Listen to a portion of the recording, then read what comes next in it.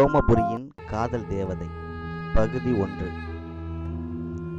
இந்த பூமியில் வரலாற்றில் இருக்கும் நெருப்பும், முதுகில் இருக்கும் நிலச்சரிவுகளும், தோளில் இருக்கும் மலைகளும், கையில் இருக்கும் மலர்களும் யாருடைய வாழ்க்கையாவது கதையாய் பாடலாய் காற்றிடம் சொல்லிக்கொண்டேதான் இருக்கும்.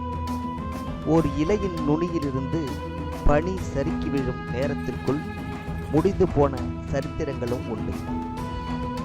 விண்கற்களின் வயதைப் போல காலம் கடந்து வாழும் வாழ்வியலும் உண்டு. ஓர் உலக பேரழகியின் உயிரோட்டமான உணர்ச்சி குவியல் இது கிளியோபாட்ரா. சொன்னால் உதடுகள் தித்திக்க வைக்கும் தேன் பெயர் இது.